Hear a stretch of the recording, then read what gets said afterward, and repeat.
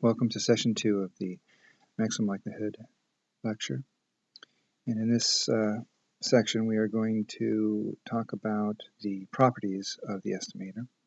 So to think about this, we are thinking of maximum likelihood as a statistic, which means that we consider it again as a function of the data that we have in hand. And consequently we are assuming that we can get an estimate given any particular data set, and consequently the variation in the possible data sets we can get due to our sampling mechanism would provide a distribution of possible values for the statistic. So the maximum likelihood estimator is a statistic that we would like to know its properties. Now for this particular estimator we are primarily interested in its asymptotic properties, and the reason for that is that its finite sample properties are not generally known, and in particular it is not generally known that it is an unbiased estimator in finite samples, although there are particular likelihood functions that are. So we're going to talk in this session about its asymptotic properties, and the two are that it is consistent and it's asymptotically normal. So let me go through the justification for these statements. First, a little bit of kind of mathematical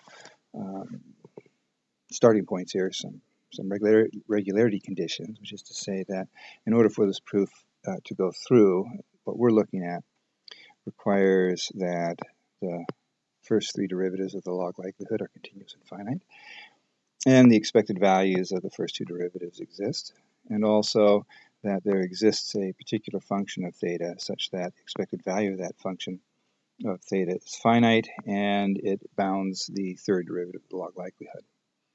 These are technical conditions. If you wish to know specifically the details as to why they are required or where they come into play, then I would refer you to the numerous texts and literature that present the proofs of consistency and normality. A fourth condition will be that it's identified, so we're concerning ourselves with likelihood functions for which the maximum is in fact a unique maximum.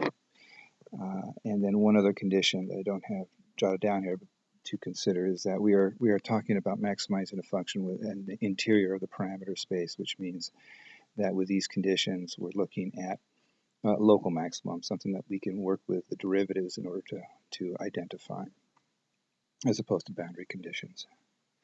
So to start, let's consider consistency.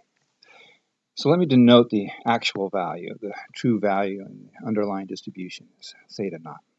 So the first comment to note is that 1 over n, the log likelihood, is greater than or equal, evaluated at the maximum likelihood estimator, is greater than or equal to 1 over n, the log likelihood, for any other value of the parameter.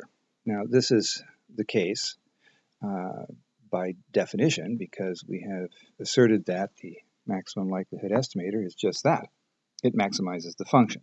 Therefore, if it maximizes the function, it must in fact be greater than or equal to all other functional values evaluated at any theta in the parameter space.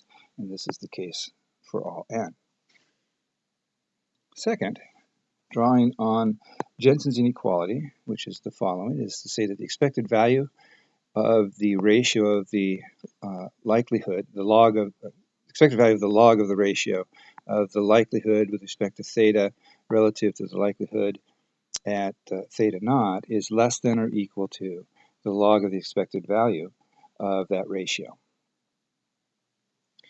Now notice that the expected value of the ratio can be written as the ratio of the probabilities, the probability given theta, the probability given the true theta naught, and the expected value of that is therefore in terms of the probability of theta naught. So we can essentially cancel this out, and it leaves us as an integral of a probability over its domain, which is equal to 1.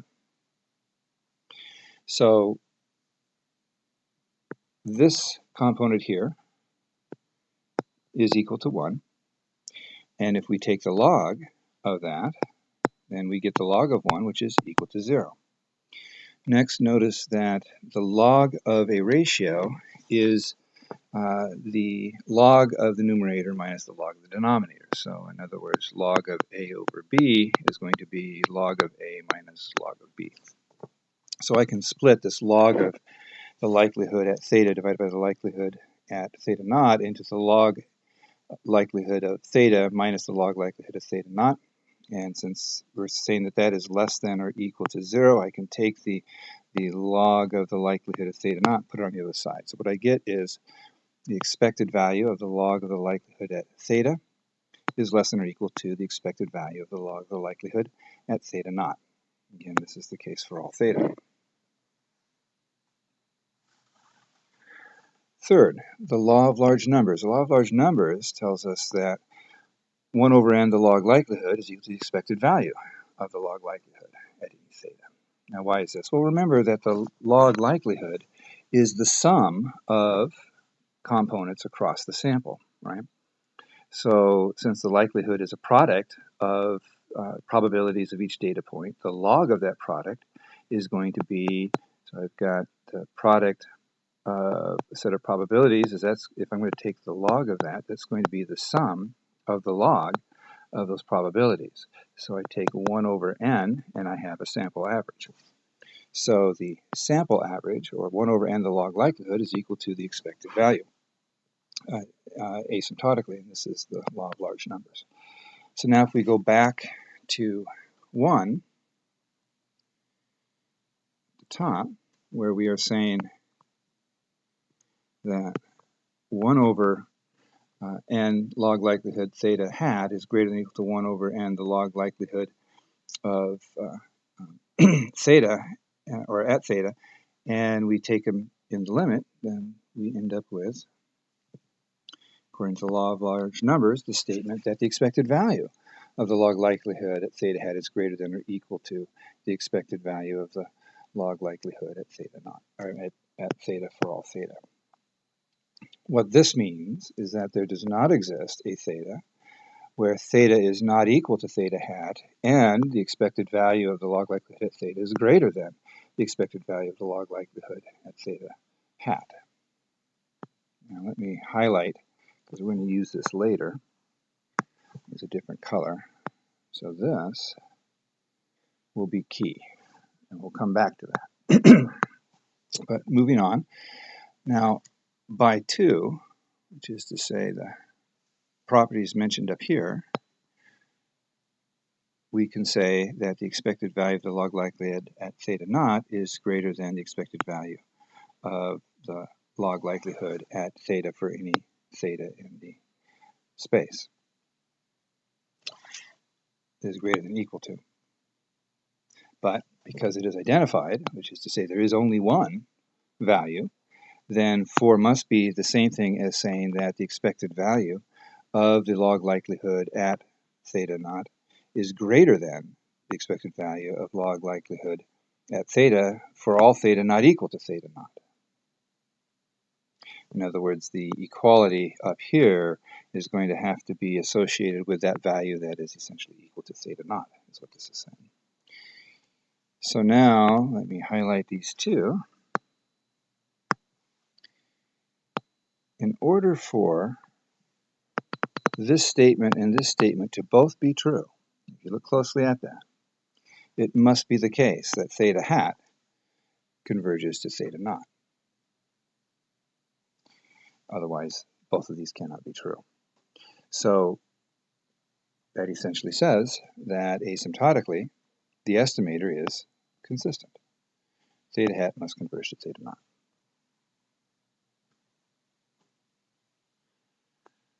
Now moving on to normality.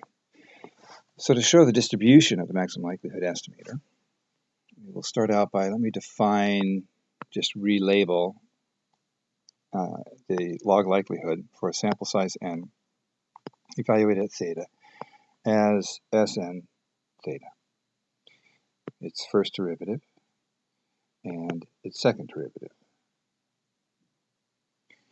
Now the mean value theorem says that there's going to exist a value, theta tilde, that's in this interval between theta hat and theta naught, such that the second derivative at theta tilde is equal to the difference in the first derivatives from theta hat to theta naught divided by that difference. This is the mean value theorem. So if I take this component of it here and algebraically move it around, I can say that the derivative at theta hat is equal to the derivative at the true value plus the second derivative at theta tilde, times the difference. But what is this first derivative? This is the derivative of the log likelihood at theta hat. The derivative of log likelihood at theta hat, which is the maximizing value, is equal to 0. This is true by definition, again, assuming that we have the function as continuous. We have the function with the properties stated above, including that it's identified and including that it's an interior point. Then this is equal to 0. We set it equal to 0. And then we solve now for this difference, and we get the difference of theta hat minus theta naught is equal to negative the second derivative at theta tilde inverse times the first derivative at theta naught. Multiply both sides by the square root of n. And in here I'll just chop up the square root of n to make it 1 over n inside the inverse, and then 1 over the square root of n. Call this component A, and I'll call this component B. So concerning ourselves with A first, if the probability limit of 1 over n times the second derivative is equal to some particular constant for any given theta, and q at theta naught is not equal to 0, and if the p-lim of theta hat is theta naught, which we've just said it is, then theta tilde must go to theta naught, right? Because since theta hat is consistent, theta hat is going to theta naught, and theta tilde is always between theta hat and theta naught. So if theta hat goes to theta naught, theta tilde must go to theta naught because it's always going to be sandwiched between them. So we can say that the p-lim of A is equal to some value that we will simply call Q, and this is a constant positive definite matrix. Notice that we are talking about maximizing the likelihood, so this is going to be negative definite, so the negative is going to be positive definite. Okay, so what we've established here is that that first part A is, we presume, is going to be a positive definite matrix. Okay. And notice this is saying if this is the case. This is something that is not assured. We're saying if the estimator is such that that is the case, now we can proceed. What about B? Well, 1 over n times the derivative is a sample average, right? Because 1 over n times the derivative of the log likelihood is 1 over n times the sum of the derivative of the components of the log likelihood, right? Differentiation is a linear operator, so it will go through the sums and get the derivative of each component for each observation in the data set. So it's a sample average. So by the central limit theorem, the square root of n times the sample average minus its expected value goes to a normal with a variance, and the variance now is the variance of the derivatives. So this is drawing on the central limit theorem. Note that the integral of a density over its domain is equal to 1, which means you take the derivative of that integral, which is equal to 1, which is a constant. The derivative of a constant is equal to 0. Now, if we can say, if we're working with a density such that the range of y is not dependent on theta itself, then we can take the derivative of an integral and move the derivative inside. So we can express it this way. The integral of the derivative of the density is equal to 0. Now the expected value of 1 over n times the first derivative is, just kind of rewriting it, is equal to 1 over n, the summation of the expected value of the derivative of the log likelihood with respect to theta for each n, each of the observations. We look at the expected value. it is the derivative of the log likelihood with respect to theta, of course, times the density, and take that integral. But the derivative of the log of the function f with respect to theta is 1 over f times the derivative of f times theta.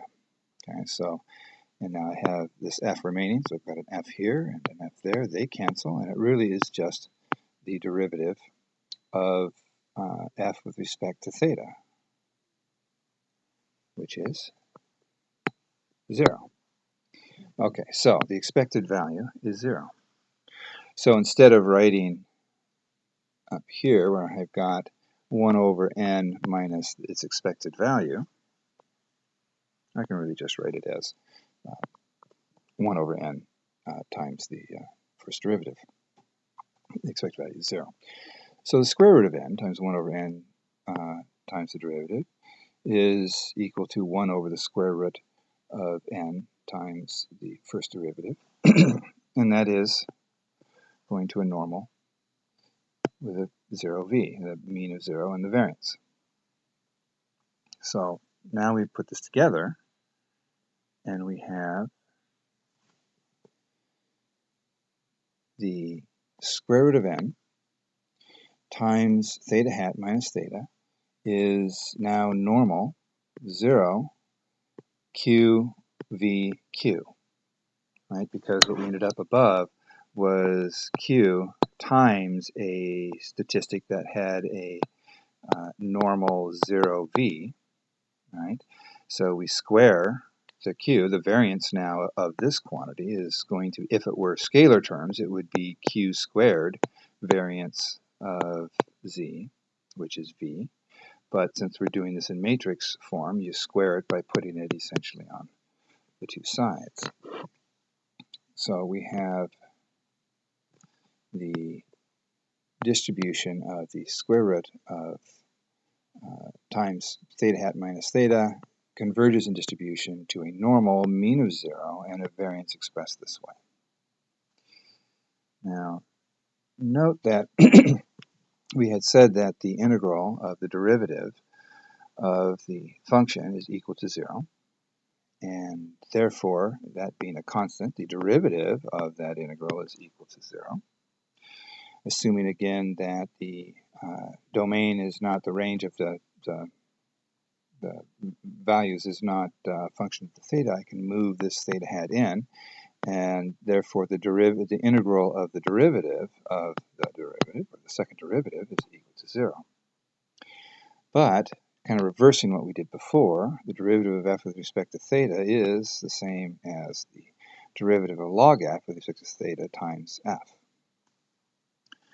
So now if I look at this equation and apply our product rule to this, taking the derivative of this term here, we get the second derivative of the log f, or the log likelihood, times f, plus the first derivative times the first derivative transposed.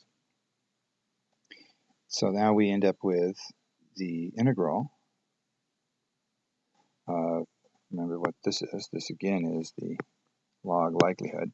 So I plug that back in there. We now have the matrix of second derivatives times f, and the outer product of first derivatives times f integrated over y, which means we're really looking at the expected value of this, and the, I don't mean to have that f in there, we have the expected value of that, and we have the expected value of this. So it's going to be the expected value of the second derivatives, and then we have the expected value of the outer product of the first derivatives. Since they're equal to 0, I can move this over on that side with a negative in front of it. And we can say that the expected value of the outer product of the first derivatives is equal to the negative of the expected value of the second derivatives. Okay? But this is the variance of the first derivatives. Remember that the expected value of these terms is equal to 0. So this is the, and this is a squared term in matrix notation. And so what we have is the variance of the derivative of the log likelihood function is equal to the negative of the expected value of the second derivatives.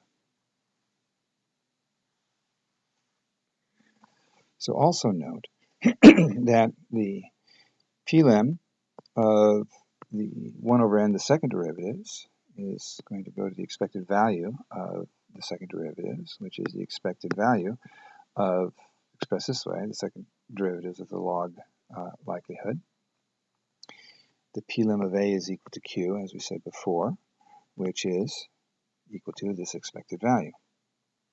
But just as what we did above, the negative of that expected value is equal to the variance. So q is equal to what we had just expressed, the negative expected value of second derivatives, which is in fact that. So q is going to come down to being the variance inverse, right? Because we've got inverse. So q is the inverse of the variance. So that being the case, we then have the square root of n of theta hat minus the actual theta converges in distribution to, as we said before, normal q v q, but q is the inverse of the variance. So we now have v inverse v inverse. So two of them cancel, and we end up with this term converging in distribution to a normal inverse variance.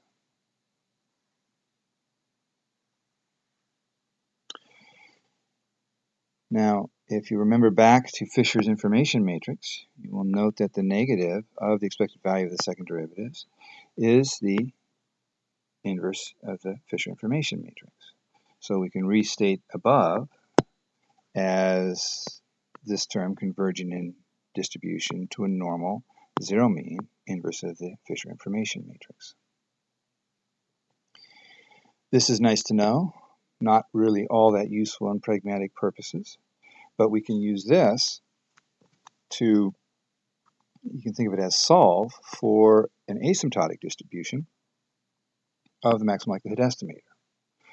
Now the asymptotic, the maximum likelihood estimator converges in distribution to a point mass, right? It's consistent, and so it converges to the probability within any neighborhood of the true value going to 1. And so essentially we can think of it as converging to a point mass. So really the distribution associated with the converging distribution of the maximum likelihood estimator is not really helpful. So instead we are looking at a more stable distribution, and that is to say the square root of n times this difference converges in distribution to a normal with that variance, which means that what I have is the square root of n theta hat minus theta is essentially converging, so just for the purposes of doing my calculation, to a particular normal. And if I solve this equation for theta hat, move everything around, what you end up with is, well, essentially that. A term that is a normal, theta naught as its mean, 1 over n times the inverse information matrix as its variance. So this is the asymptotic distribution. This is the one that we use as a basis for being able to do confidence intervals and tests in large samples. It's just a nuanced point to note that asymptotic distributions are not actually limiting distributions. It was based on the limiting distribution of this term, and then we just kind of algebraically moved it around. So for large samples, this is a reasonable, typically a very reasonable approach to considering what the distribution of theta hat is, even though asymptotically the actual limiting distribution of theta hat is essentially a point mass. But nonetheless, for kind of large samples, this becomes our approximation that we use. All right. So in summary, we have the maximum likelihood estimator under the conditions stated above. The maximum likelihood estimator is consistent, and it's asymptotically normal. So we can have some confidence that as our sample size gets larger, it will be converging towards the true value, and that as the sample size gets larger, we can consider it as having a normal distribution. Subtleties in here make it a little bit different from mathematical purity in the sense that we don't really know from this what the convergence rate is, and at what point does it actually start converging uniformly to the true value. But for pragmatic purposes, it simply gives us an assurance that the reasonably large samples should get us in the ballpark of the true estimate, and we should be able to use a normal. We'll have ways of evaluating the extent to which it is approaching a normal distribution. But asymptotically, it is considered, it is in fact consistent and asymptotically normal. So this ends this section of maximum likelihood estimate. And please move on to the third section to continue this lecture.